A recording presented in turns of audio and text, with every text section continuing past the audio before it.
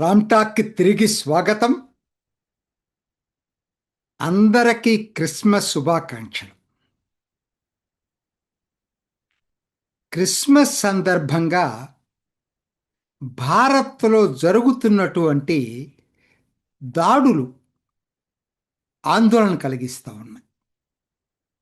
ఒకవైపు ప్రధానమంత్రి మోడీ స్వయంగా ఢిల్లీలో చర్చిలో ప్రార్థనలు జరిపితే, అదే సమయంలో బయట అల్లరి మూకలు క్రిస్టియన్ డెకరేషన్స్ మీద, క్రిస్టియన్స్ మీద దాడులు జరపటం అనేది గ్రహణీయం.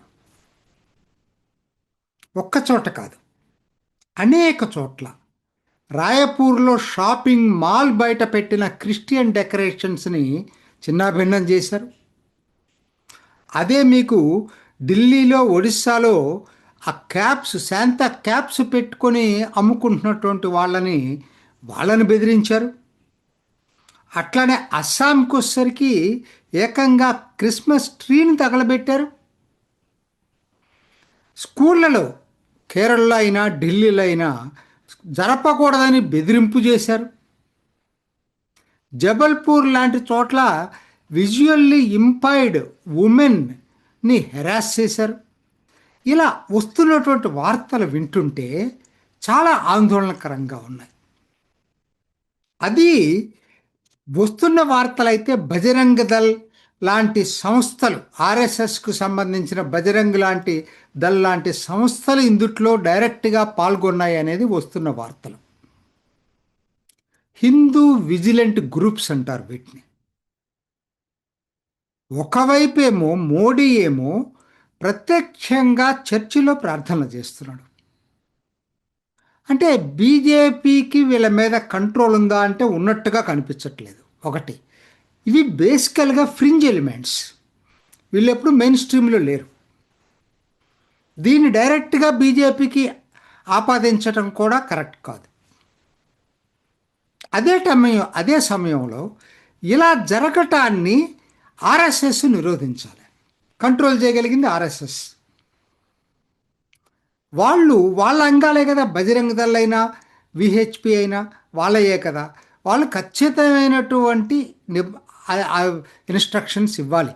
మోహన్ భగవత్ నాకు నమ్మకం ఉంది. ఎందుకంటే ఆయన మాట్లాడే మాటలన్నీ కూడా వింటే మాత్రం ఇటువంటి వాటిని ఎటువంటి పరిస్థితుల్లో సమర్థించే వ్యక్తి అయితే కాదు మోహన్ భగవత్. కింద వాళ్ళు కొన్ని చోట్ల ఇట్లా జరుగుతున్నప్పుడు ఇది జరగకూడదు అని చెప్పి ఓపెన్ స్టేట్మెంట్ ఇచ్చాడనుకోండి, అది ఇంకా చాలా ప్రభావితం చేస్తుంది. అలానే ప్రభుత్వ పరంగా హోమ్ మినిస్టర్ కూడా అన్ని రాష్ట్రాలకి తాకీదులు పంపించాలి. ఏమనంటే ఎవరైనా ఇటువంటి పాల్పడితే వాళ్ళ మీద కఠిన చర్యలు తీసుకోండి అని చెప్పి హోమ్ మినిస్టర్ కూడా అన్ని రాష్ట్రాలకు కూడా ఇన్స్ట్రక్షన్స్ ఇవ్వాల్సిన అవసరం ఉంది.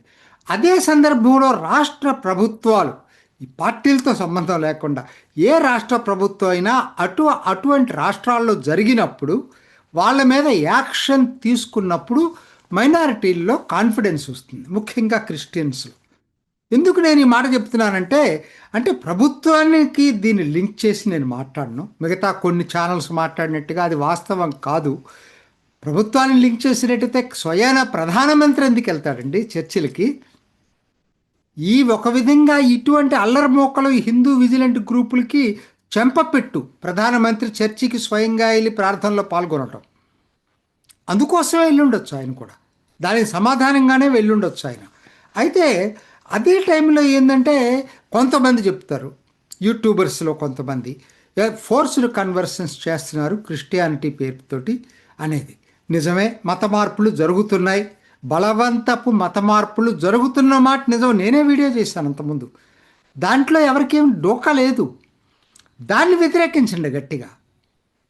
అదే టైంలో ఇతర మతాల ఆచారాలు పాటించే వాళ్ళ హక్కుల్ని కూడా కాపాడండి. ఈ రెండిటికి ఎంతో తేడా ఉంది. మీరు ఒకవైపు బలవంత మత మార్పుల్ని వ్యతిరేకించటం వేరు, అంత మాత్రాన ఆ మతానికి సంబంధించిన ఆచారాలు పాటించే వాళ్ళని హేళన చేయటం కానీ, హెరాస్ చేయటం కానీ, బాధ పెట్టడం కానీ ఇది ఏమాత్రం క్షంతవ్యం కాదు.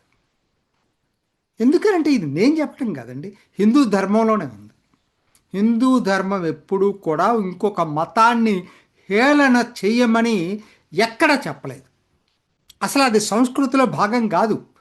మొదటి నుంచి వేల సంవత్సరాల నుంచి హిందూ ధర్మంలో అన్ని రకాల తర్కాల్ని కూడా తన తన దాంట్లో వదుచుకున్న సంస్కృతి ఇది. చివరికి దేవుడు లేడనేటువంటి చార్వాకుణ్ణి కూడా తన తన దాంట్లో వదులుచుకున్నటువంటి సంస్కృతి ఇది. అటువంటి సంస్కృతికి భంగం కలిగించే వాళ్ళు వీళ్ళందరూ కూడా ఫోర్స్డ్ కన్వర్షన్స్ అనే రేషనలైజ్ చేయడానికి ప్రయత్నం చేయొద్దు మీరు చేసే పనులకి. దాన్ని అది ఆ టాపిక్ వేరు, దాన్ని ఖచ్చితంగా వ్యతిరేకించాల్సిందే.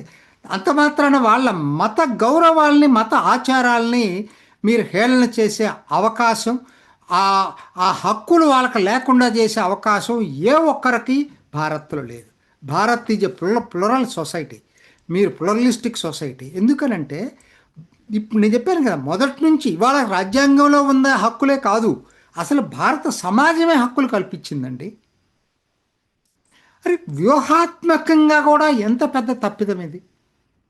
మీకు ఈశాన్య భారతంలో నిజంగా చెప్పాలంటే వాళ్ళ అస్సాం, త్రిపుర తప్పితే మిగతా అన్ని చోట్ల మెజారిటీ మతం. నాగాలాండ్, మిజోరాం, మేఘాలయలో 90% క్రిస్టియన్స్, మణిపూర్లో 50% క్రిస్టియన్స్, అరుణాచల్లో 40% క్రిస్టియన్స్. మరి అట్లానే మీరు మెయిన్ల్యాండ్కి వస్తే గోవాలో 40% క్రిస్టియన్స్, కేరళలో 26% క్రిస్టియన్స్, తమిళనాడులో 16-17% క్రిస్టియన్స్. అధికారిక లెక్కలు పక్కన పెట్టండి, నిజం వాస్తవం. ఆంధ్రాలో కూడా దాదాపు 15% పైగా ఉంటారు. వాళ్ళ మతాలని ఆచారాలను గౌరవించండి, మత మార్పిడులకు వ్యతిరేకంగా ఉద్యమించండి, మేమందరం కూడా మీతో సపోర్ట్ చేస్తాం. కానీ వాళ్ళ మత ఆచారాలను అగౌరవపరచడం మాత్రం ఎటువంటి పరిస్థితుల్లో క్షంతవ్యం కాదు, గర్హనీయం. రాజకీయంగా ఇది చూసుకుందాం, ఓకే, ఇది పక్కన పెట్టేసి రాజకీయంగా చూసుకున్నా కూడా బీజేపీకి ఇది అత్యంత నష్టం. బీజేపీ ఎట్లా ఉంది, ఈశాన్య భారతంలో అక్కడ వాళ్ళ క్రిస్టియన్ మెజారిటీ ఉన్న చోట కూడా బీజేపీ వెళ్ళి ప్రచారం చేసుకుంటుంది. కేరళ అండి, ఎక్కడ దాకా ఎందుకండి, కేరళలో 3 మతాల వాళ్ళు ఉన్నారు జనాభాలో. ప్రధానంగా ఈరోజు కూడా కొంచెం అసహనంతో బిహేవ్ చేస్తుంది ఎవరంటే ముస్లిం లీగు లేకపోతే జమాయత్ ఇస్లామే. ముస్లింల్లోనే ఎక్కువ మంది ఇట్లా ఈ అసహనాన్ని వ్యక్తపరుస్తున్నారు. అందుకోసం ఏం చేస్తుంది బీజేపీ, నానా రకాలుగా క్రిస్టియన్స్ని అట్రాక్ట్ చేయడానికి ప్రయత్నం చేస్తుంది. అక్కడ వాళ్ళకి అంతకు దాదాపు 2-3 సంవత్సరాల నుంచి ఇదే పని చేస్తూ ఉంది. స్వయంగా మోడీ చర్చి ప్రార్థనలకు వెళ్ళటమే కాకుండా వాళ్ళ ఆ మత పెద్దల్ని తరచుగా కలుస్తూ ఉన్నాడు. ఇటువంటి టైంలో కేరళ లాంటి రాష్ట్రాల్లో మీకు ఎంత దెబ్బ తగులుతుందంటే దీనివలన వాళ్ళు ఏదైతే అనుకుంటున్నారో అవి ఒకవైపు ఇన్ని కష్టాలు పడతా ఉంటే రెండో వైపు ఈ అరాచక మోక్కలు చేసేటువంటి పనుల వలన ఆ వచ్చిన మైలేజ్ మొత్తం కూడా డ్యామేజ్ అయిపోతాం. సో ఇప్పటికైనా నిజంగా చెప్పాలంటే బీజేపీకి ఇది అడకెత్తర మీద సాములు అంటుంది. ఎందుకనంటే బజరంగ దళ్ వాళ్ళ కంట్రోల్లో ఉండదు, బీజేపీ కంట్రోల్లో ఉండదు, విహెచ్పి వాళ్ళ కంట్రోల్లో ఉండదు.